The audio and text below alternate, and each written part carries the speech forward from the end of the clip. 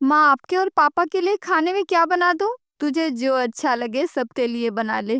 मैं अपने लिए बस पोहा बनाऊंगी। सुबह का नाश्ता आज मेरा ज्यादा हो गया था, इसलिए अभी मुझे भूख नहीं लगी है। इसलिए मैं कुछ हल्का ही खाऊंगी। हाँ, मुझे और तुम्हारे पापा को भी कुछ खास भूख नहीं लगी है। वैसे भी ठंड में नाश्ता ज्यादा खा लो तो दोपहर में कुछ खाने का मन भी नहीं होता। ऊपर से ठंड इतनी ज्यादा है कि पानी छूने का मन भी नहीं करता। तुझे भी ठंड लग जाएगी, इसलिए बहुत ज्यादा पकवान बनाने की जरूरत नहीं है। हमारे लिए भी पोहा ही बना ले। पौष्टिक और हल्का खाना रहेगा। ठीक है माँ। इतना बोलकर मालती सबके लिए पोहा बनाकर लाती है। उसके बाद सभी साथ बैठकर पोहा खाते हैं। मालती के परिवार में उसके अलावा बस उसके माता पिता ही थे। कुल 3 लोगों का परिवार था, इसलिए मालती झटपट खाना बना लेती थी। उसके बाद पूरे दिन आराम करती थी। ठंड में भी कुछ खास फर्क नहीं पड़ता था, क्योंकि कभी कभार मालती तो कभी उसकी माँ खुद खाना बना लिया करती थी। कुछ समय बाद मालती की शादी हो जाती है। जिस परिवार में मालती की शादी होती है वो काफी बड़ा परिवार होता है। सास ससुर के साथ एक ननद और एक देवर भी था। बहुत ही धूमधाम से मालती का गृह प्रवेश होता है। उसके बाद उसकी सास कोकिला पूरे परिवार से मिलवाती है। बेटी, अच्छे से मिलो सबसे। अब से यही तुम्हारा परिवार है। तुम्हारे मायके जैसा छोटा परिवार नहीं है। हमारा भरा पूरा परिवार है। हाँ, कुछ ज्यादा ही भरा पूरा परिवार है। इतने सारे लोग ना जाने एक साथ कैसे रहते हैं। ऐसे बहुत सारे सवाल उसके दिमाग में घूमते रहते हैं। अगले दिन मालती की पहली रसोई के साथ ससुराल में उसके दिन की शुरुआत होती है। बहू, चल मैं तुझे रसोई दिखाती हूँ। इतना बोलकर कोकिला मालती को रसोई घर में ले जाती है। देख बहू, ये सारे बर्तन ड्रॉर में रखे हैं और मसाले भी यही रखे हैं। बाकी कुछ पूछना हो तो आकर पूछ लेना। मैं अपने कमरे में आराम करने जा रही हूँ। ठंड से पूरा शरीर जम गया है। कंबल में कुछ देर बैठूंगी तब जाकर शरीर गर्म होगा। इतना बोलकर कोकिला वहां से जाने लगती है। तभी मालती पूछती है, माँ जी, नाश्ते में क्या बनाऊंगी? आज तेरी पहली रसोई है तो मुझसे क्या पूछ रही है? अपने हिसाब से कुछ अच्छा टेस्टी सा बना ले। इतना बोलकर कोकिला अपने कमरे में आराम करने चली जाती है। हुँ, इतनी ठंड, ऊपर से नल का पानी इतना ठंडा है, छूते ही हाथ सुन्न हो जा रहा है। सभी अपने अपने कमरे में आराम फरमा रहे हैं और मुझे ठंड में सबके लिए नाश्ता बनाना पड़ रहा है। किसी ने ये भी नहीं सोचा कि नई बहू को थोड़ी मदद कर दे। बस आते ही झोंक दिया काम में। ऐसा लग रहा है जैसे किसी गांव के लिए भंडारा बना रही हूँ। जीवन में पहली बार इतना नाश्ता बनाना पड़ रहा है। इसी तरह बड़बड़ाते हुए मालती सबके लिए नाश्ता बनाने लगती है। कुछ देर बाद वो नाश्ता बनाकर तैयार कर लेती है। उसके बाद वो अपनी सास कोकिला के कमरे में जाकर नाश्ता करने के लिए बोलती है। माँ जी, नाश्ता बनकर तैयार है।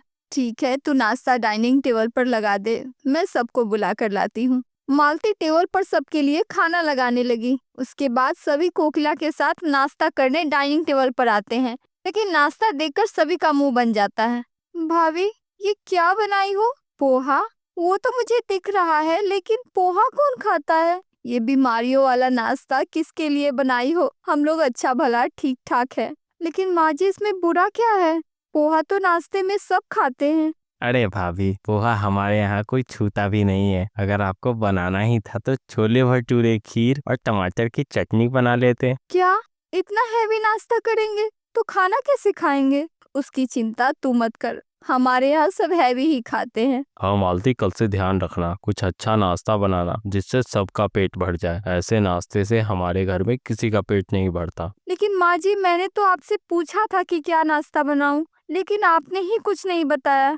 अरे बहू, मैंने बोला था ना कि कुछ अच्छा बनाना। मुझे क्या पता था अच्छा का मतलब तू पोहा समझ लेगी। कोई बात नहीं, अब जब बना ही लिया है तो खा लेते हैं, वरना सब बर्बाद हो जाएगा। लेकिन कल से ध्यान रखना।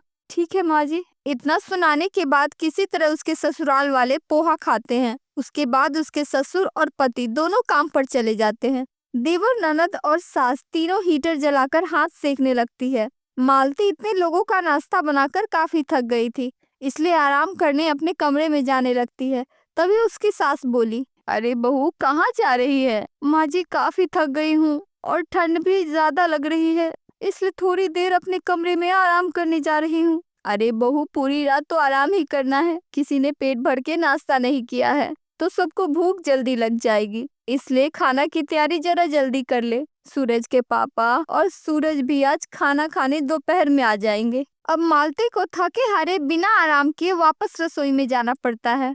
क्या मुसीबत है, इतना कौन खाता है। लगता है भूखड़ के खानदान में आ गई। थोड़ी देर आराम करने को भी नहीं मिला। खुद तो सब हीटर में हाथ सेक रहे हैं और मैं यहाँ ठंड में ठिठुर रही हूँ।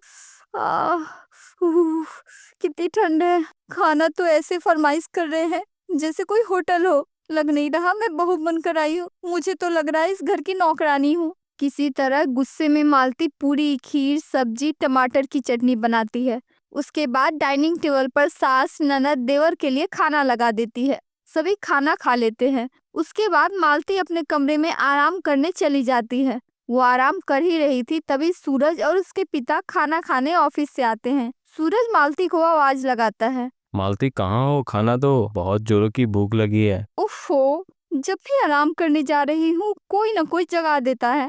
अब मालती सूरज और अपने ससुर को खाना देती है। दोनों खाना खाकर उसकी बहुत तारीफ करते हैं, लेकिन मालती को कोई खुशी नहीं होती है। मैंने कैसे बताऊं, मुझे तारीफ की नहीं आराम की जरूरत है। जो चाहिए वो तो मिल नहीं रहा, तो इस तारीफ का क्या करूंगी। अब जल्दी से खाओ और मुझे फ्री करो। सूरज मालती को सोचते हुए देखकर उससे पूछता है। क्या हुआ मालती, क्या सोच रही हो? कुछ नहीं, बस रात के खाने के बारे में सोच रही थी। इसमें सोचना क्या है, शाम को आते वक्त हरे हरे मटर ला दूंगा, ज्यादा कुछ नहीं, बस मटर की कचौरी और आंवले की चटनी बना लेना। मालती कुछ नहीं बोलती है, लेकिन उसके तन बदन में आग लग जाती है। वो बिना कुछ बोले वहां से चली जाती है और अपने कमरे में आराम करने लगती है। सूरज खाना खाकर वापस अपने पिता के साथ ऑफिस चला जाता है और आते वक्त हरे मटर लेकर आता है। वो मालती को उठाकर उसे हरे मटर देता है। तभी उसकी सास वहां आ जाती है। अरे बहू, कब तक सोएगी? जरा सा खाना क्या बना लिया, पूरे दिन आराम कर रही है। अरे मेरा बेटा काम करके थका हारा घर आया है, उसे पानी दे, थोड़ा आराम करेगा। तू भी जल्दी से रात के खाने की तैयारी कर ले, वरना लेट हो जाएगी। अरे आराम करने के लिए रात तो है ना। जब देखो मेरा आराम हराम करने के लिए कोई ना कोई आ ही जाता है। एक ही दिन में ऐसा लग रहा है जैसे पूरे महीने का खाना बना लिया हो। मन तो कर रहा है सबके खाने में जहर डाल दूं। तीनों टाइम पकवान कौन खाता है भला। अब जैसे तैसे मालती रात का भी खाना बनाकर सबको खिला देती है और सोने चली जाती है। थकी होने के कारण मालती को गहरी नींद आ जाती है, इसलिए वो देर तक सोती रहती है। सूरज ऑफिस के लिए तैयार हो रहा था, उसी समय वो मालती को भी उठाता है। मालती उठ जाओ, देखो टाइम कितना ज्यादा हो गया है, मैं ऑफिस के लिए लेट हो जाऊंगा। नाश्ता कब बनाओगी? सोने दो ना यार, ठंड में इतनी अच्छी नींद आ रही है। मेरी नींद क्यों खराब कर रहे हो, जाओ बाहर खा लेना। मालती नींद में ही थी, तभी उसकी सास कोकिला आकर चिल्लाने लगती है। अरे बहू, कहाँ है तू? इतनी आराम से सो रही है, कुछ जिम्मेदारी नाम की चीज है या नहीं? अरे इतना समय हो गया, सब काम पर जाने के लिए तैयार है, लेकिन तेरी नींद अभी तक नहीं खुली। अपनी सास की तेज आवाज सुनकर मालती की नींद खुल जाती है। वो झटपट सबके लिए सबका मनपसंद नाश्ता बना देती है। वाह वाह, क्या नाश्ता था, मजा आ गया भाभी। आलू मटर की सब्जी, कचौड़ी और आलू की चटनी सभी मेरे फेवरेट थे। हाँ बहू, वाकई तूने इतने कम समय में इतना अच्छा नाश्ता बनाया है। अब लग रहा है तू इस घर की बहू है। ऐसे ही मालती जब से शादी करके आई है, ना चाहते हुए भी उसे तीनों टाइम पकवान बनाना पड़ता था, जिस कारण ना तो उसकी नींद अच्छे से पूरी हो रही थी और ना ही वो अपने लिए समय निकाल पा रही थी।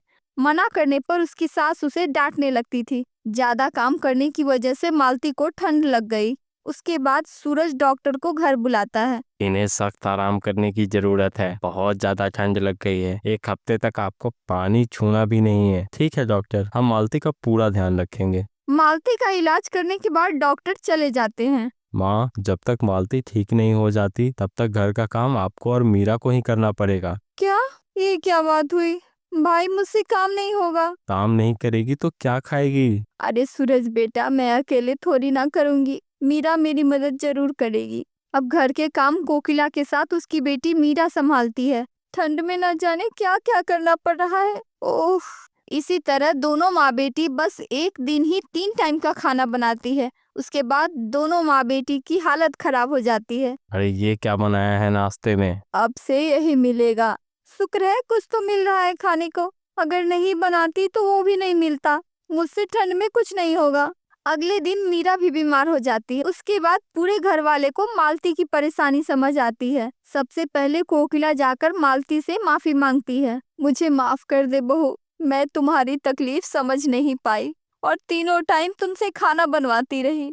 तुम भी इस ठंड में बिना अपनी परवाह किए हमारी डिमांड पूरी करती रही, लेकिन अब से इतना कुछ करने की जरूरत नहीं है। तुझसे जितना बन पाए उतना ही काम किया करना।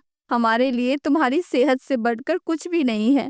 इस तरह से मालती जब ठीक होती है तब सभी मिलकर खाना बनाने लगे, जिससे सबकी परेशानी दूर हो गई और खाना भी जल्दी बनने लगा।